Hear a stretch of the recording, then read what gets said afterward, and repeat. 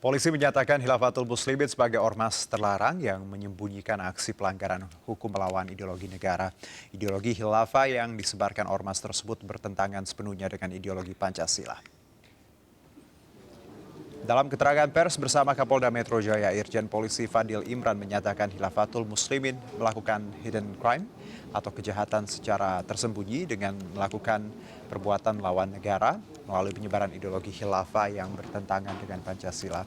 Dari hasil penyidikan, Khilafatul Muslimin menyebarkan ideologi tersebut melalui buku panduan khilafah yang disebarkan secara daring, serta melalui pembangunan sekolah pesantren dan universitas yang mengajarkan ideologi khilafah. Sejauh ini telah ditemukan 25 pesantren dan 2 universitas yang terafiliasi dan tersebar di wilayah Indonesia. Sementara itu PPATK juga telah membekukan total 21 rekening Khilafatul Muslimin yang digunakan sebagai sumber pendanaan operasional organisasi itu. Di kejahatan melawan negara ini bentuknya selalu hidden atau invisible crime. Tidak ada yang tahu bahwa kejahatan tersebut sedang berlangsung. Bahkan korbannya pun seringkali tidak menyadari bahwa dirinya telah menjadi korban. Ormas ini melanggar hukum di Indonesia dan mereka melakukan propaganda untuk mengajak masyarakat lain mengikuti faham mereka. Oleh karenanya, tugas kita bersama untuk menghindarkan mereka terjerumus dalam paham ini. Ya, polisi menegaskan bahwa Khilafatul Muslimin melakukan hidden crime atau kejahatan secara tersembunyi. Pasalnya kelompok ini melakukan perbuatan melawan negara melalui penyebaran ideologi khilafah yang bertentangan dengan Pancasila. Berbagai upaya dilakukan untuk membendung pengaruh kelompok ini, mulai dari penindakan sejumlah tokonya hingga membekukan puluhan rekening yang diduga sebagai sumber pendanaan operasional organisasi itu.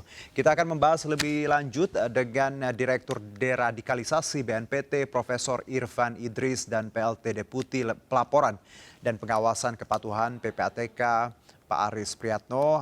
Assalamualaikum, selamat sore Prof dan juga Pak Aris. Waalaikumsalam.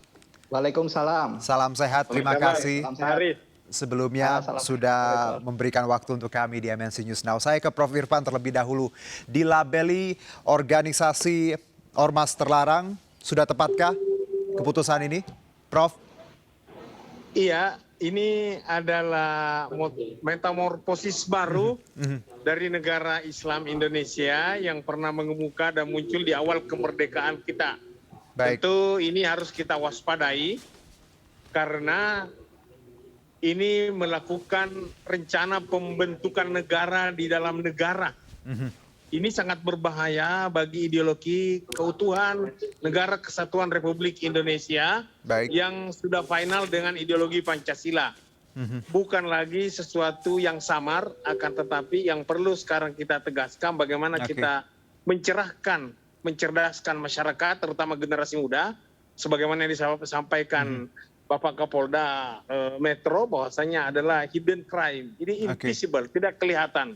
Olehnya itu, ya anak-anak kita, generasi muda terutama, saya kira banyak yang tidak menyadari, bahkan tidak tahu kalau dirinya sudah terpapar paham radikal yang ingin mengusung ideologi khilafah yang berbasis pada aksi-aksi kekerasan yang menghalalkan segala macam cara.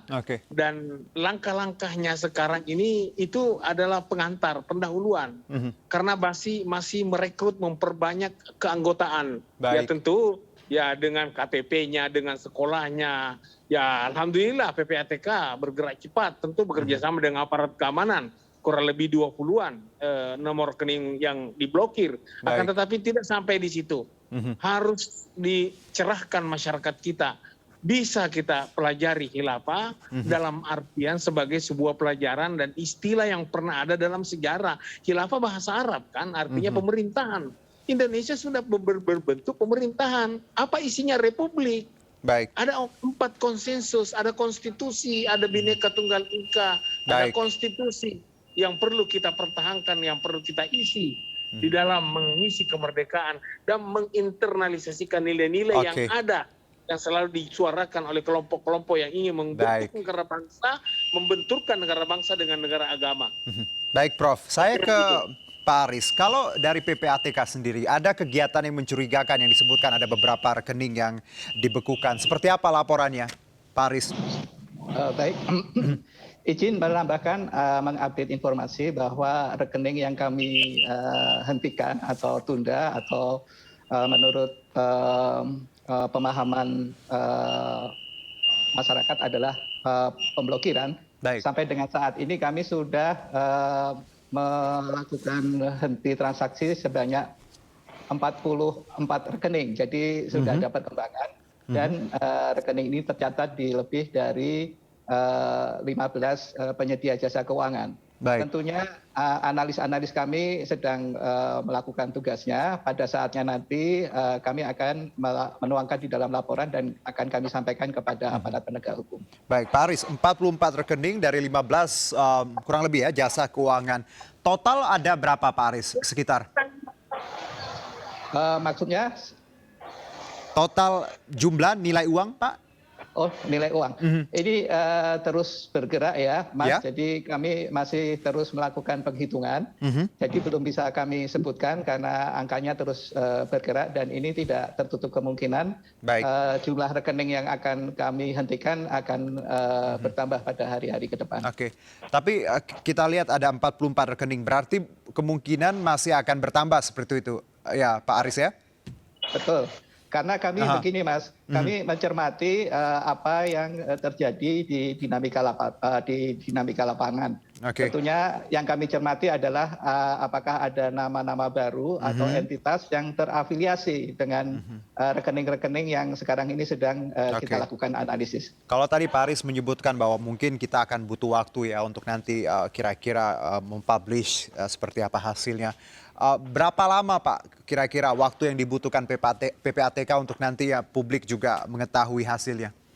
Baik, menurut undang-undang kami mempunyai kewenangan yang diberikan untuk tahapan pertama adalah selama 5 hari kerja. Kemudian kami diperkenankan juga oleh undang-undang untuk menambah 15 hari kerja lagi. Jadi total kami memiliki waktu 20 hari kerja. 20 hari kerja. Jadi kurang lebih seperti itu ya Pak ya untuk saat ini ya laporannya. Nah kalau bicara mengenai kegiatan Pak yang mencurigakan dari rekening-rekening ini seperti apa Pak laporannya? Ya, begini Mas. Jadi pola kerja kami adalah follow the money. Baik, follow the money. Ya, follow the money. Jadi artinya di satu rekening yang sedang dianalisis, kita akan melihat aliran masuk ke rekening itu berasal dari mana. Kemudian yang tidak kalah pentingnya adalah uang yang sudah terkumpul di dalam rekening itu dipergunakan untuk maksud apa. Nah, dalam konteks ini kalau nanti kami bisa mengidentifikasi baik pengirim maupun nanti yang akan menerima rekening ini adalah orang-orang atau entitas lain, tentunya kami akan perluas, kami akan analisis juga rekening-rekening tersebut sehingga layer analisis itu akan terus bertambah panjang. Oke, jadi orang-orang atau intensitas entitas tadi ya Pak yang disebutkan aliran masuk, uang untuk apa itu masih dielaborasi seperti itu ya. Betul. Pak Aris ya. Saya ke Profesor Irfan. Prof. Siap. Iya. Maaf sekali saya tahu Profesor lagi mungkin nampaknya lagi beraktivitas di jalan. Kita ganggu sedikit tidak apa-apa ya Prof ya.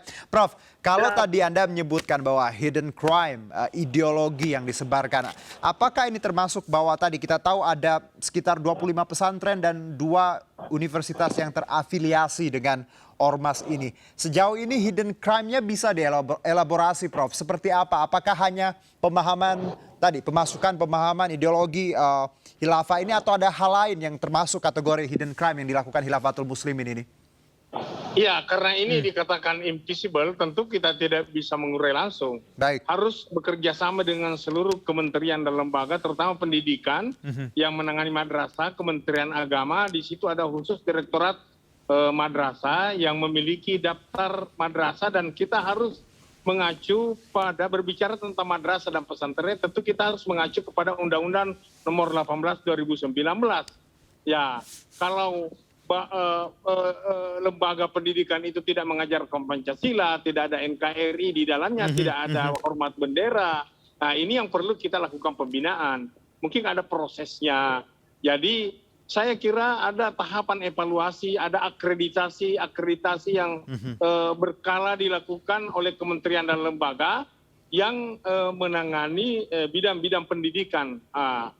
Jadi angka yang disebutkan itu ya seperti nomor rekening bisa saja bertambah. Yang biasa disebut yang temuan awal 21 nomor rekening malah sudah puluhan, di atasnya 2 kali lipat 40-an. Saya sangat menduga dan saya sangat yakin ini sangat-sangat masif dan sangat luas. Karena kenapa? Ini selalu menggunakan bahasa-bahasa tafsiran keagamaan yang seolah-olah itu merupakan sebuah kewajiban. Sementara di dalam kitab suci Al-Quran tidak ada perintah untuk mendirikan sebuah negara. Kita hanya disuruh berkumpul di sebuah entitas yang damai. Saya kira Indonesia ini adalah bentuk yang dianjurkan oleh Allah untuk membentuk sebuah komunitas, berkumpul, dan kita sudah punya Pancasila yang tidak bertentangan dengan semua kitab suci. Ada 6 agama yang diakui secara konstitusional. Indonesia bukan negara agama. Indonesia bukan negara agama. Indonesia adalah negara hukum. Mari kita pertahankan NKRI karena kita sudah memiliki dasar falsafah ideologi yang sesuai dengan semua kitab suci yang ada di negara Republik Indonesia.